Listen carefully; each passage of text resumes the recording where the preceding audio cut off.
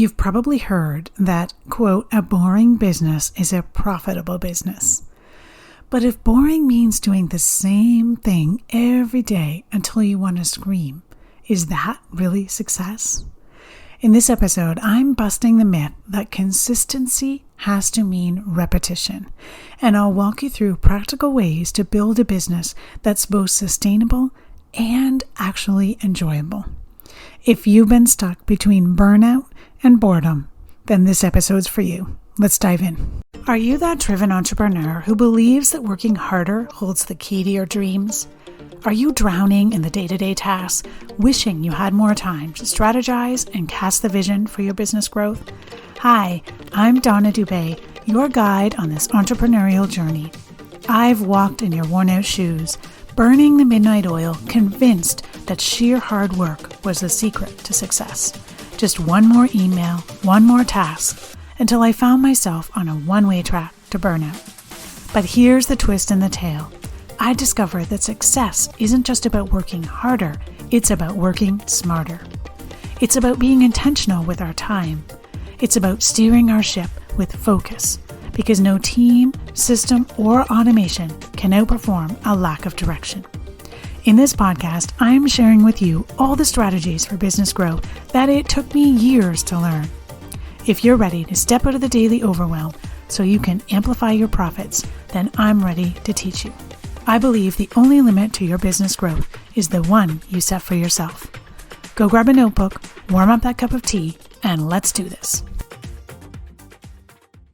Welcome back, small business owners. I'm so glad you're here. When you hear the phrase, a boring business is a profitable business, how does it make you feel?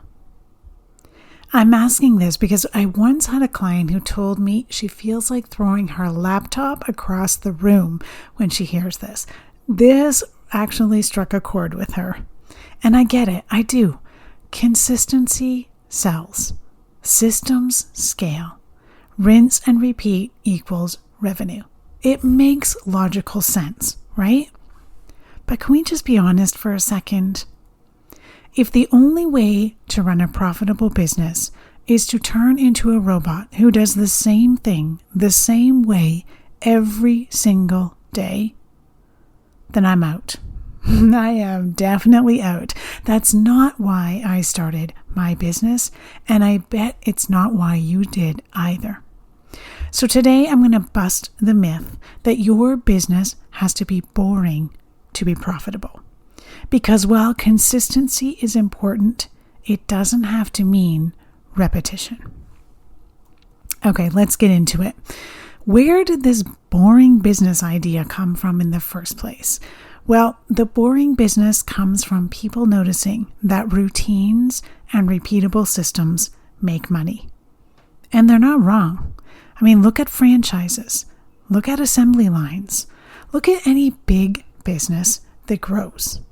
They've got systems that work like clockwork behind the scenes. But here's the part that they don't say. That model doesn't work as is for most small business owners, especially if you're the creative thinker, the service provider, the strategist, the do-it-all founder. You're not trying to scale a McDonald's restaurant.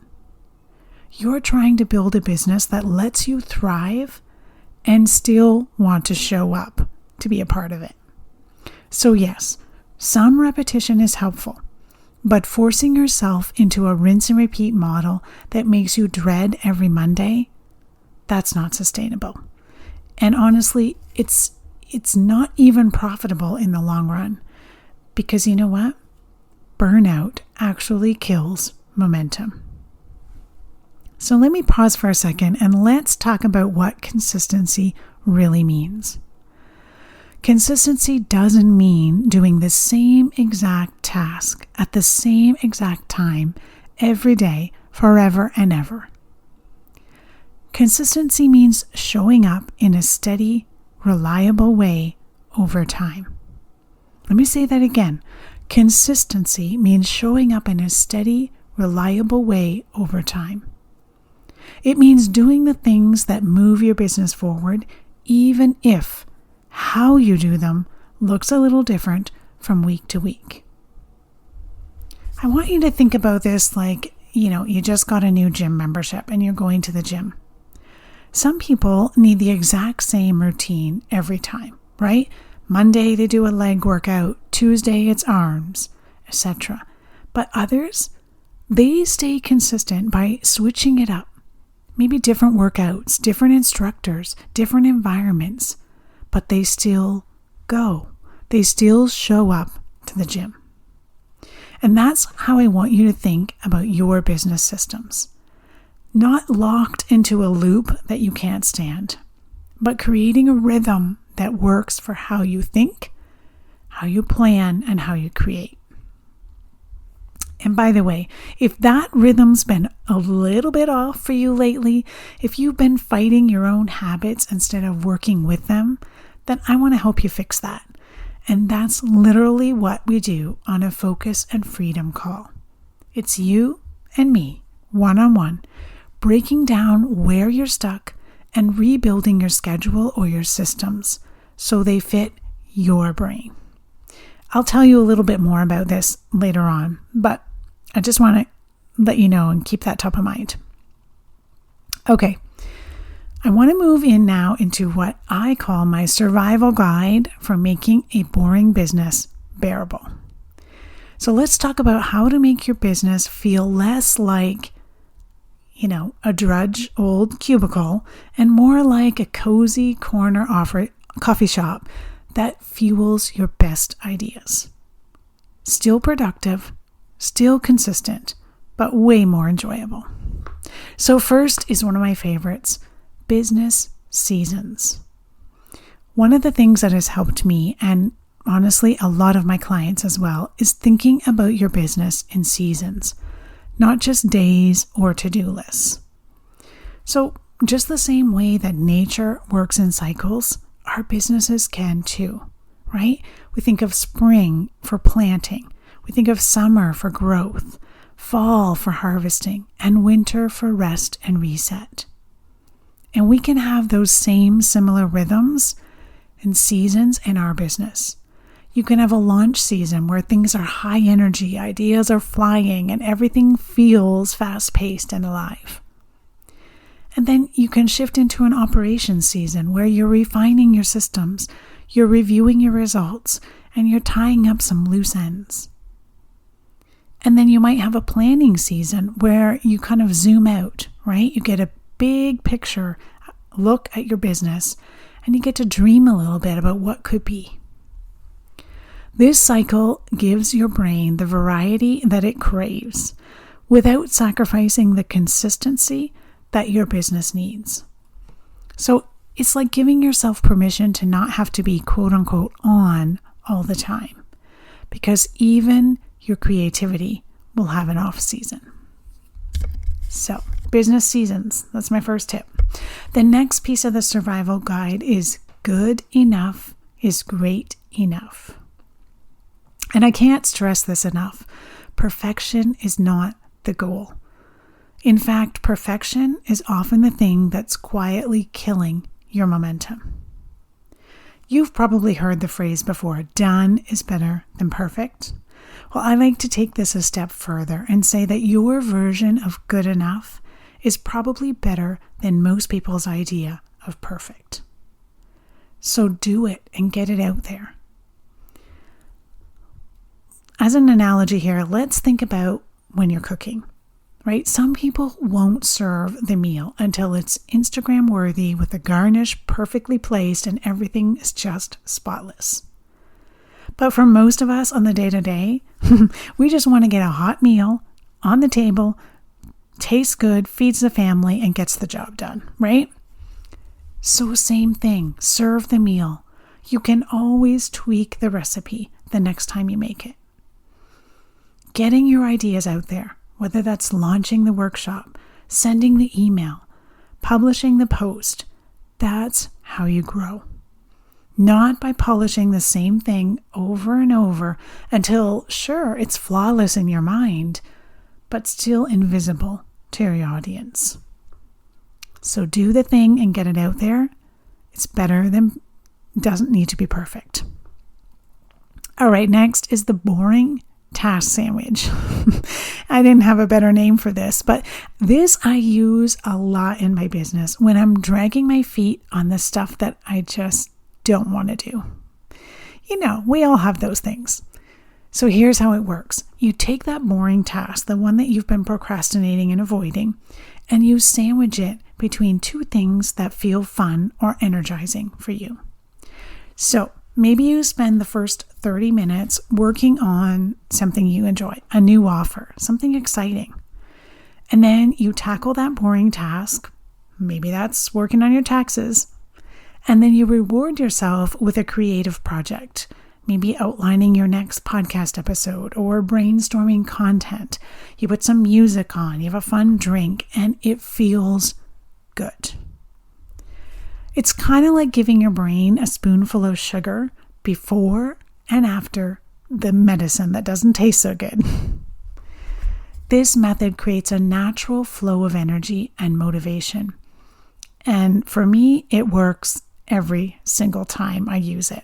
So give it a try next time. The boring task sandwich, when there's something you don't want to do, sandwich it between two fun things and let me know if that worked for you or not. Next is automating the truly boring stuff. So if something doesn't require your creative input or your strategic thinking, then I want you to ask yourself, why am I still doing this? Imagine for a second you're running a bakery and you insist on washing all the pans yourself instead of hiring someone or getting a dishwasher.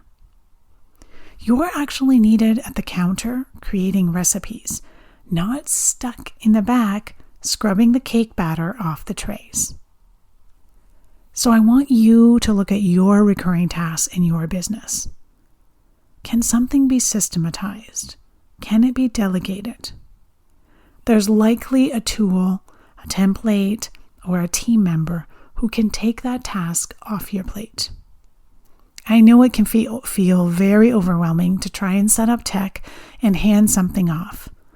But that temporary friction saves you from years of doing tasks that literally drain you. Trust me, your future self will thank you. Okay, next is to build in the dopamine hits. So let's be honest. We all like to feel that little cha-ching, I did something energy or buzz, right? That satisfaction you get from checking something off a list, watching your follower count go up, or seeing a payment come through. And I'm a big believer in making those hits visible and in celebrating them. So maybe you have a Slack channel or you get an email that lights up every time a Stripe payment comes in. It doesn't matter if it's a $10 payment or a $100 payment or a $1,000 payment. Have a little moment to celebrate that. Maybe you want to set micro goals for your day. So instead of saying, today I want to write the newsletter, break it down into smaller parts. I'm going to draft, I'm going to edit, I'm going to schedule, and I'm going to send. That way you get to feel progress and you get to see the progress as you move through the task. And don't forget to sprinkle in some novelty. Try and working in different workspaces, having new playlists that you listen to, changing your drink order, whatever it is, these tiny switches can really wake up your brain just enough to re-engage you and get back into your routine. Finding your focus.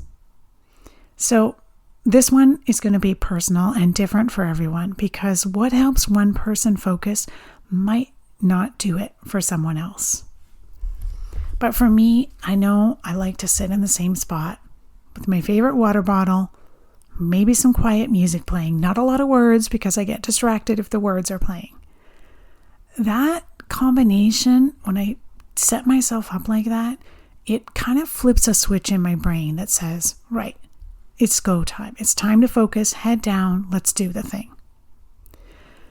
I know for some of my clients, it's actually going to co-working. So whether that's virtual or an in-person, but you actually hop on a session with someone else who's also trying to get some work done. And you simply work side by side. You're not talking.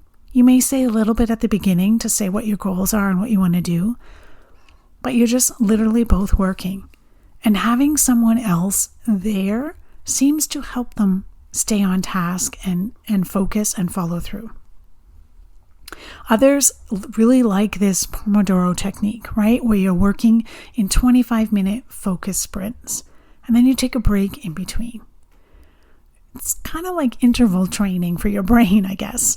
But the trick is, you don't want to wait to feel motivated. You want to set up your environment that makes motivation more likely. So it's less about forcing discipline and more about removing any friction. The easier it is to get into this flow mode, the less you'll need to convince yourself to even start. All right, here's what I hope you take away from today's episode. Your business doesn't have to be mind-numbingly boring to be successful. It just has to be sustainable. And sustainability looks different for different brains. For some people, that's structure. For others, it's flexibility inside the structure. And for most of us, it's a bit of both. So I want you to stop trying to force yourself into a model that makes you miserable. I want you to start building systems that work for the way you think, lead, and create. And if you're thinking, okay, Donna, I like this idea, but how do I actually apply it to my business and my schedule? That's exactly what we work through together on a Focus and Freedom call. This is not just another strategy session. It's a real-time reworking of the systems and routines that are sucking the joy out of your work so that you can get back to doing what actually lights you up without everything falling apart behind the scenes. So I'll put the link in the show note. Go ahead and book your call. Or if you're multitasking, keep listening and do it afterwards. But don't forget, because the way you're working can feel better. You just need the right structure.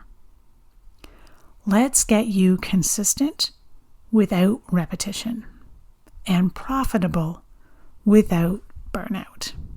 Sound good? All right, I'll talk to you soon. Thank you for joining me on this episode of CEO Amplify. I appreciate you being part of our thriving community of ambitious business owners. If you enjoyed today's episode, I kindly ask you to share this podcast with a friend and take a hot minute to rate and leave a review. It would mean the world to me. Your feedback helps me reach more people and continue providing valuable content. Thanks so much for your support. Keep shining, and we'll catch you on the next episode.